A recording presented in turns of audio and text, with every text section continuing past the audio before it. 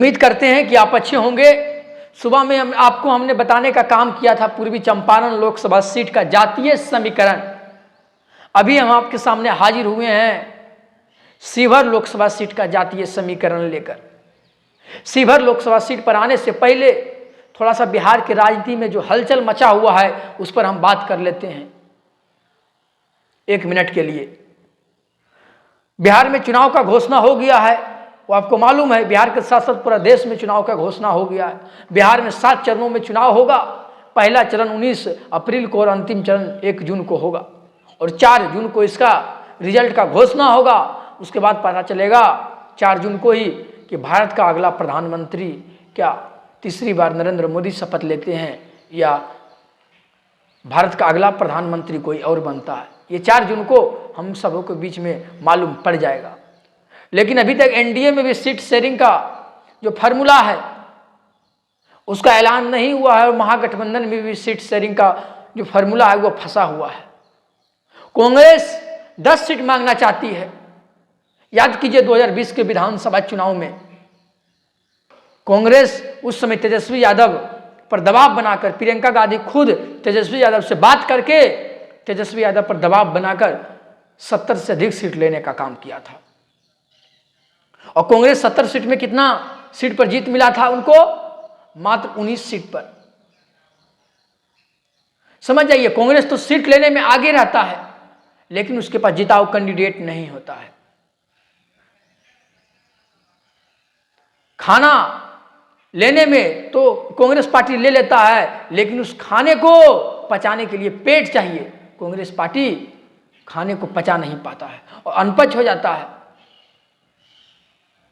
इसीलिए लालू यादव ने 7 हिदायत दे दिया है कि आपको 7 सीट से ज्यादा नहीं मिलेगा। कांग्रेस चाहकर भी कुछ नहीं कर सकता है क्योंकि बिहार में कांग्रेस का क्या जमीन पर हकीकत है वो सभी को मालूम है।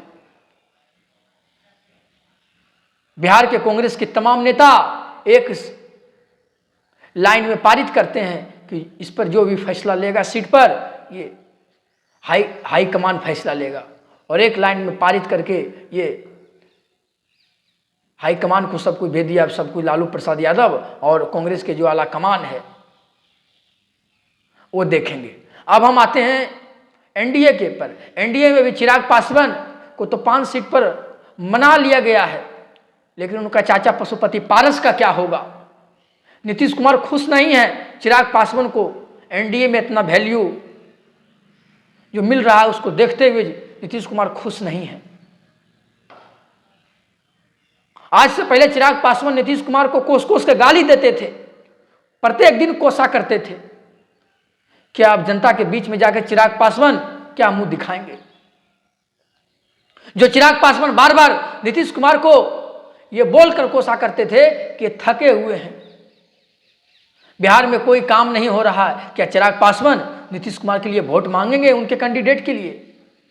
और वही बात नीतीश कुमार क्या चिराग पासवान के कैंडिडेट के लिए वोट मांगेंगे? राजनीति ही कुछ ऐसा चीज है,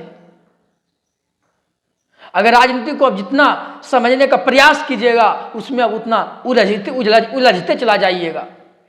इसलिए चुपचाप हम आते हैं शिवहर लोकसभा सीट पर। आपको हम जातीय समीकरण बता देंगे, आप जो है अनुमान लगाइएगा इस सीट पर किस पार्टी का दावा मजबूत है। शिवहर लोकसभा सीट के अंतर्गत 6 विधानसभा की सीटें आती है।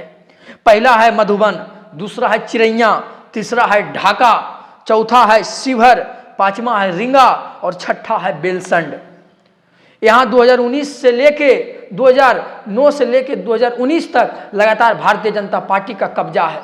रामा देवी यहाँ से लगातार 3 बार सांसद बन चुकी है। 2009 की बात करें, 2014 और 2019 की। इस बार देखना होगा कि रामा देवी को भारतीय जनता पार्टी रिटेन करती है या किसी नए चेहरा पर दाव लगाता है। महागठबंधन अभी तक तो सीट शेयरिंग का फार्मूला ही नहीं फाइनल हुआ है, तो उम्मीदवार कहां से उतारेंगे? अगर हम जातीय समीकरण की बात करें तो जातीय समीकरण में मुसलमान वोटों की संख्या यहाँ सबसे ज्यादा है। यहाँ 3,14,000 मुसलमान वोट है। शाह वोटर की बात करें तो 2,24,000 यहाँ शाह वोट है। भूमिहार वोटर की बात करें तो भूमिहार वोटर की संख्या यहाँ 1,45,000 है।